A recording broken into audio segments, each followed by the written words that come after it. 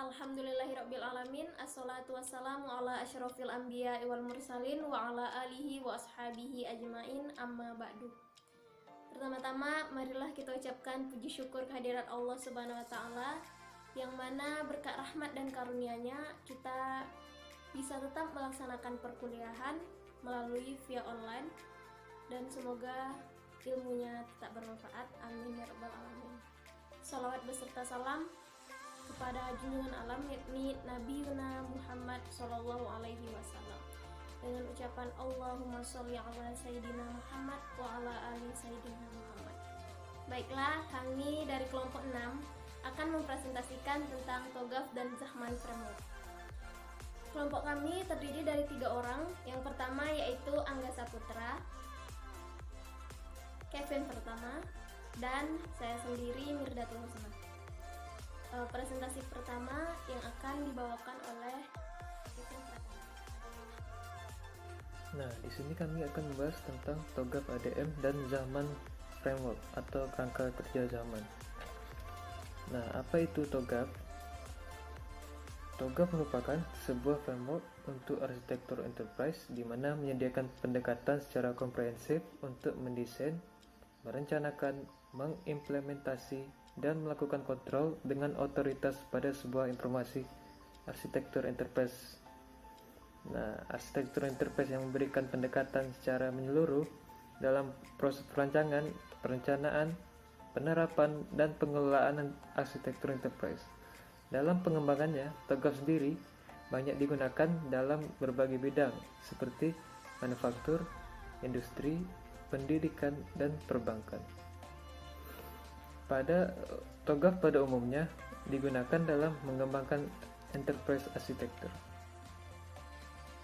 TOGAF sendiri memberi metode yang sangat detail mengenai bagaimana membangun, mengelola, dan mengimplementasikan arsitektur enterprise dalam sistem informasi yang disebut dengan ADM menurut Surendro 2009.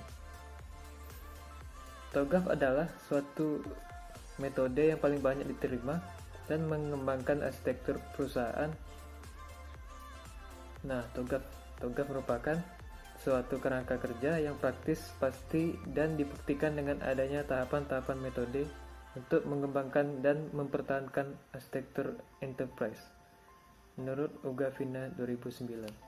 Nah, selanjutnya ini ada beberapa tahapan untuk mencapai TOGAF itu sendiri, yaitu dengan memulai dengan preliminary phase. Ada beberapa tahap yang harus dijalani, yaitu architecture vision, business architecture, information system architecture, technology architecture, opportunities and solution, migration planning, implementation governance, architecture change management. Selanjutnya DM atau disebut juga dengan Architecture Development Method merupakan suatu teknologi logik yang terdiri dari 8 fase.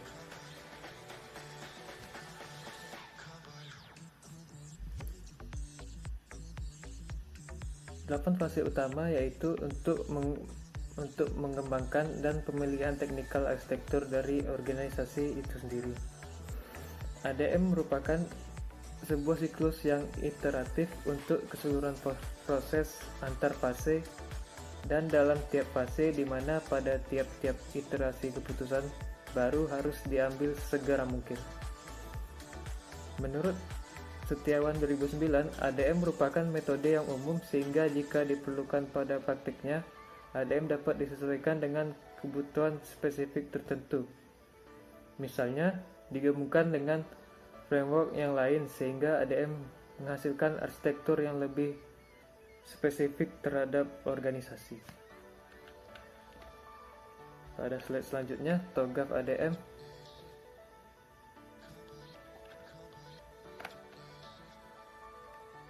TOGAF ADM merupakan metode yang sesuai dan terbukti dapat mengembangkan arsitektur enterprise teknologi informasi secara kebutuhan bisnis.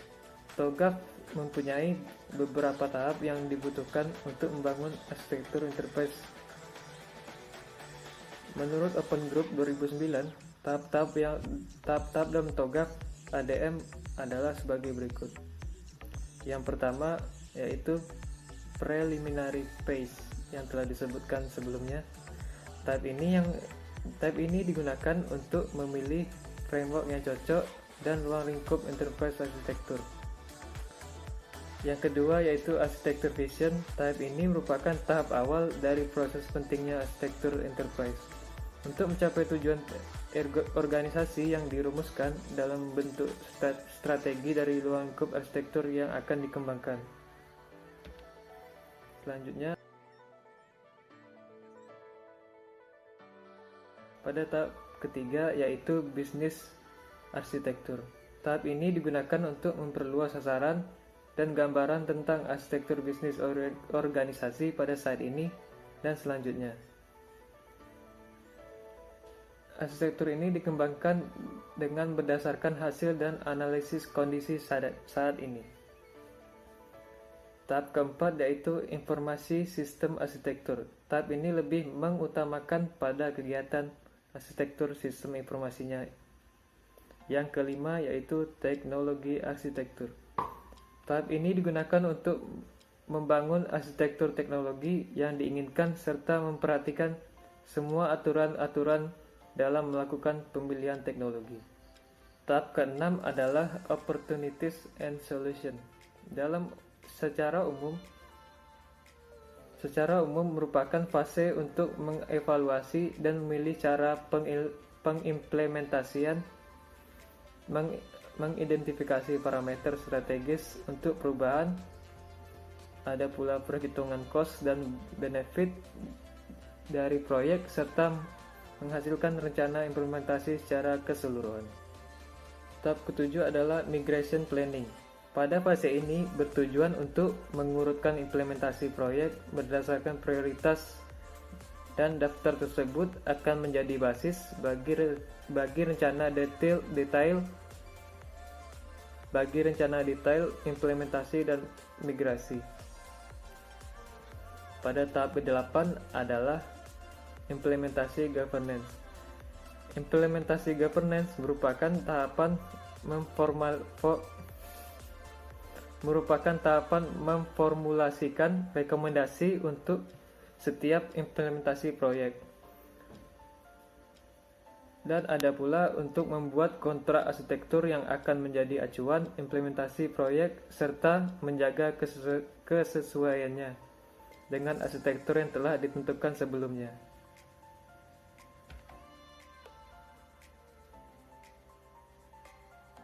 Tahap selanjutnya adalah arsitektur change management. Pada fase akhir ini diharapkan terbentuknya skema proses manajemen perubahan arsitektur itu sendiri. Selanjutnya adalah requirement management atau tahap terakhir ini. Tahap ini bertujuan untuk menyediakan proses pengelolaan kebutuhan arsitektur sepanjang fase pada siklus ADM. Requirement management ini mengidentifikasi kebutuhan enterprise, menyimpannya lalu memberikannya kepada fase yang lebih relevan. Semua kegiatan ini dilakukan dalam siklus berulang dari definisi dan realisasi arsitektur berkelanjutan yang memungkinkan organisasi itu sendiri mengubah wirausaha mereka secara terkontrol dalam menanggapi sasaran-sasaran dan peluang bisnis. TOGAF sendiri menggambarkan tingkatan abstrak yang berbeda di dalam suatu proses pengembangan arsitektur dalam rangka memudahkan kolaborasi dan pemahaman antar para pemain pada tingkat yang berbeda-beda. Dari sudut pandang EA atau Enterprise Architecture, TOGAF ini ingin membuat EA yang lebih relevan terhadap aset dan sumber daya arsitektural di dalam mengembangkan arsitektur organisasi. Baiklah, di sini saya akan melanjutkan materi selanjutnya masih tentang TOGAF, yaitu secara umum TOGAF memiliki struktur dan komponen-komponen yang terbagi atas 7. Yang pertama itu arsitektur development method atau ADM. Ini merupakan bagian utama dari TOGAF yang menjelaskan bagaimana menentukan sebuah arsitektur enterprise secara khusus sesuai dengan kebutuhan. Yang kedua, foundation arsitektur atau enterprise continuum. Foundation arsitektur ini menyajikan gambaran hubungan bagi pengumpulan arsitektur yang relevan dan menyediakan bantuan petunjuk pada waktu terjadinya perpindahan abstraksi level yang berbeda.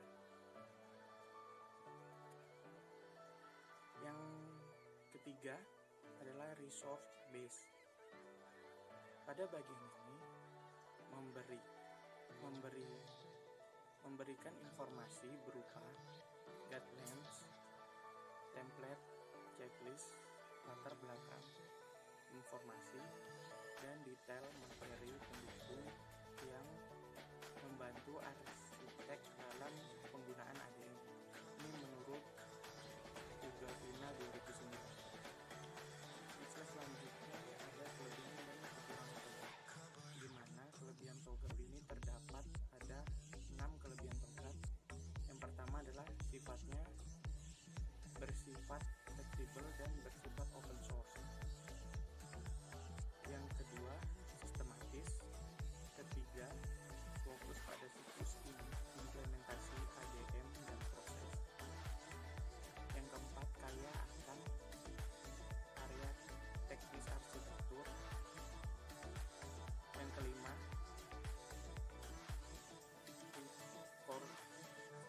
recursive base menyediakan banyak material referensi. Yang keenam, karena melibatkan banyak pihak terutama dari industri, di TOGAF banyak memberikan best partisi atau kejadian real di dunia nyata. Dan juga TOGAF memiliki kekurangan. Kekurangan TOGAF ada 3. Yang pertama, tidak adanya template standar untuk seluruh domain. Yang kedua, membuat blok diagram tidak terdapat template yang baku. Yang ketiga, tidak adanya artefak yang dapat digunakan ulang atau ready-made. Jadi, TOGAF adalah pendekatan secara rinci untuk mendesain, di mana biasanya dimodelkan terbagi atas 4 tingkatan, yaitu ada bisnis, aplikasi, data, dan teknologi. Hal tersebut memberikan kelayakan secara menyeluruh sebagai model awal yang dipergunakan sebagai informasi arsitek, di mana dapat dibangun nantinya. TOGAF ini merupakan modularisasi, standarisasi, dan telah tersedia perbaikan teknologi dan produk.